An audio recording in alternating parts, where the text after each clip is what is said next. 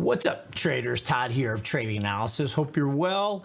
Market continues to go. So in the video here tonight, which, oh, by the way, trying to get these out on Tuesdays and Thursdays. So be on the lookout for that. Be sure to subscribe and hit the bell icon below if you'd like to be alerted by YouTube when we do get these videos out. But the rally continues after very strong earnings season, and a lot of things I'm hearing now are that the breadth is very weak, which means that not a lot of stocks are participating in the upside, and it's all large cap growth. Is that necessarily true? No, I'm going to show you why that's the case.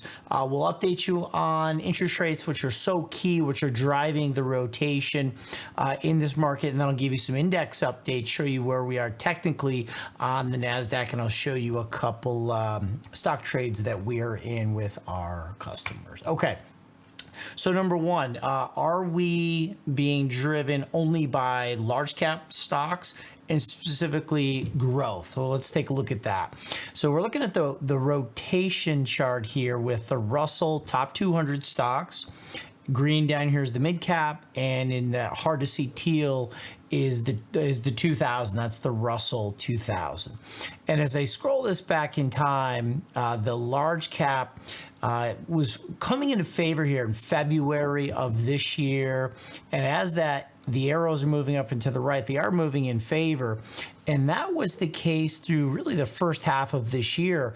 But what you can see is the mid cap and small caps, which were rotating out as large cap was rotating in, that was happening. Just look at a couple of these segments here. That was in February, March, April, and May. But just recently what's happened, big old sweeping hook on the upside in IWM, which is your small cap Russell, as well as your mid cap index. So we're seeing smalls and mids start to join as we're seeing a little hesitation here in large caps, but they're still doing very well.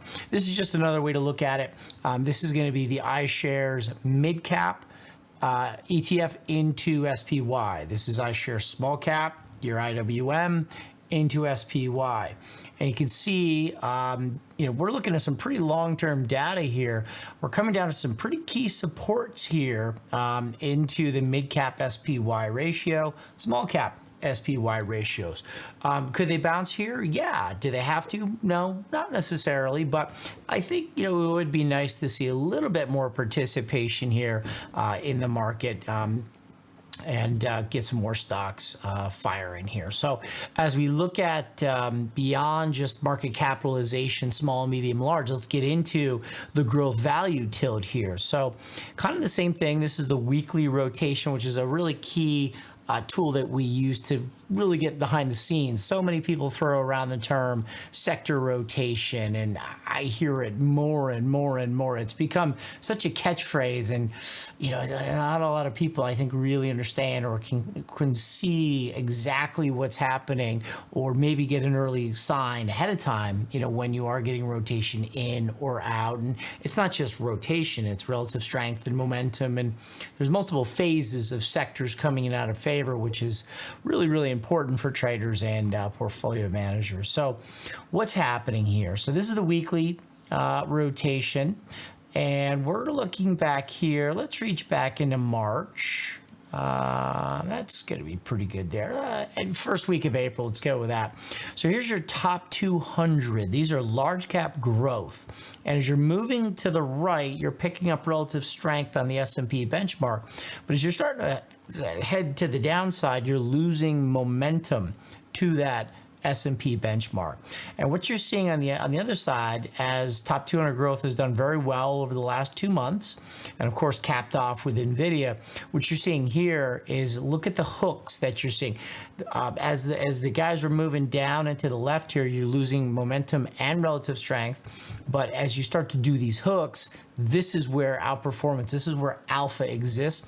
And you're seeing a pretty good hook here in mid-cap growth. You're seeing a big hook here in Russell 2000 growth, so small cap growth. But you're also seeing a hook here in mid-cap value and small cap value. So the argument that breadth is not here and we're only being led by large cap growth is just frankly not true. It's changing right now, and guys, it's been changing ever since. Let me flip back to that other screen. It's been changing ever since, call it the last week in May. Okay, so it's been going on for 2 weeks now. Just a quick update before we get into the indexes. I showed you this chart last week. We are seeing, as I said, the Fed, as I've been saying in past videos with you, the Fed is Fed fund futures are trying to tack on another 25 basis points on the upside to Fed fund futures, which is further inverting the 10-2 yield curve. And, you know, casual observers might say, oh boy, we're getting yield curve inversion right here on the right side. But why is the S&P going up if the yield curve is going inverted again? Well, you got to look at the real yield curve. Okay, got to look at expected inflation at the 10-year minus the 2-year level, and you can see we're not getting that same retest of the highly inverted lows on the yield curve. The real yield curve is really kind of holding in pretty well, and I think that is starting to show why the S&P is moving higher. And you can clearly see the two are correlated as you throw those charts together. Okay, let's get in the indexes here. Where are we? So here's the NDX, NASDAQ 100. It's kind of no man's land right now between support. We've got a cluster of fib support here, and we have resistance on the top side.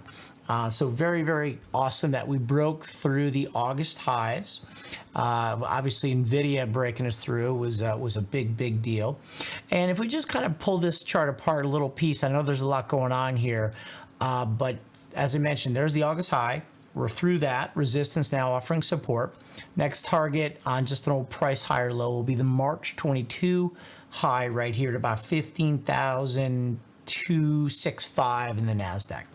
Now, other key technical levels here on this chart, this is going to be the Fibonacci retracements of the 2021 high in the NASDAQ down to the 2022 low. And this is where the correction completed. Okay, the ABC for W, connector X, A, B, C. Now we're doing 1, 2, and we're moving up. We are back to the fib retracement conversation. We attacked the 61% retracement, which everyone knows about and has heard about, at 14,107. The next one is going to be the 786. That's the retracement of last resort. If you don't hold that in terms of resistance, you're going to expect new highs in the NASDAQ, okay? So breaking the NASDAQ down here quickly, we can get down to a half-day chart. I'm looking for a pullback to, you know, a little bit more shallow support at some point. I'm not saying it has to happen tomorrow, and as we move higher, you're going to see those fib targets also adjust because we're measuring the distance of wave 2 and 3 to get your wave 4 targets. So we are looking for a little bit of a pullback at some point, and then we can move on up to the next target of resistance. And as we get back to the daily, that key target, which has, again, that March 22 high, 786, you have some fib, you know, that's going to be around 15,002 up to 16,000 in the NASDAQ. And at that point, you're going to complete green 3, which is going to be 1, 2, 3. Then you'll need another wave 4. Then you get wave 5, and probably at that point we're at new all-time highs. Okay, so that's tech. But as I said, we're getting participation in some other names here. A big sector that we focused on in the member video tonight was XLY. So we did a deep dive in XLY, consumer discretionary. We looked at multiple industries and stocks within XLY, which is a very vast sector. But what's interesting is consumer discretionary, which has been underperforming the S&P for a long period of time, is now, look at this ratio, starting to move up.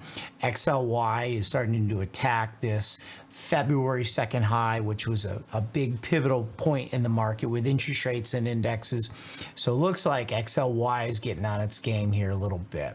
One stock that we are tracking quite a bit, which is actually a small cap value stock, which again, we're seeing rotation in those small, medium values, also small and medium growth, which is expanding the breadth. And this is a fun one. This came up through a fundamental and quant rotation scan that we watched. This is Celsius Holdings. This is sort of like, think of like a junior Monster beverage, which is like one of the best returning stocks of all time in the S&P currently trading. But this is a fun one. So if you look at the weekly chart, CELH is the ticker. Stock is on a tear. We just broke through highs that have been in place for the last couple years.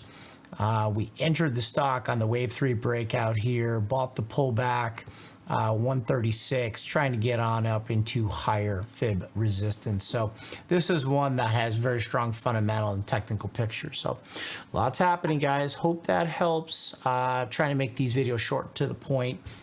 So have a great rest of the night. Check out tradinganalysis.com. Be sure to like and subscribe. We're going to be doing these Tuesdays and Thursdays. You won't want to miss them. Thanks for watching. Tactics, trading in and out, maybe options, sector rotation. Let us know what's most interesting to you.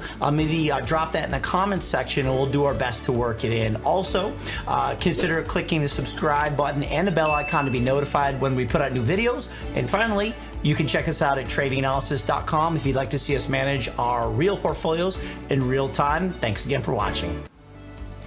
Hi, it's